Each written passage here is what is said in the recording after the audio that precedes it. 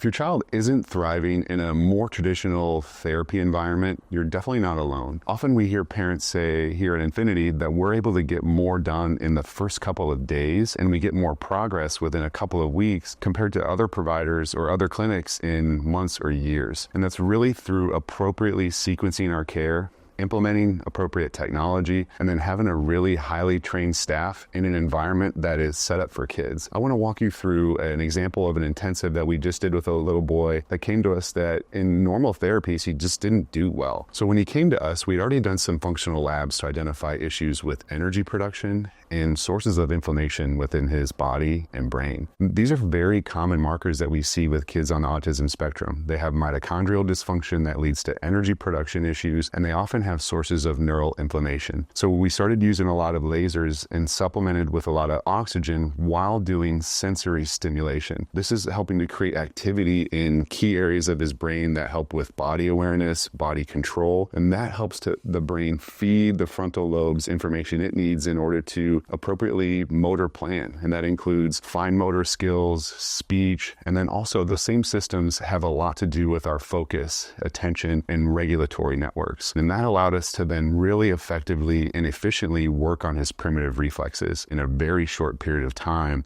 And this then allowed us to work on more high-level skills such as vestibular development, balance, posture, head control, eye stability. And then from there, we're able to transition into more interactive games where we are having to be cognitive and numbers and sequencing and motor planning on top of those cognitive abilities. The layering of this care and the appropriate sequencing of our care model allowed us to get to activities and skill development in week 3 that we definitely could not have accomplished if we hadn't have laid the groundwork and help to establish the foundational pieces that are necessary for neurological function and neurodevelopment. So if you want to see your child make progress in an environment where they can thrive, bring them to Infinity and we can help.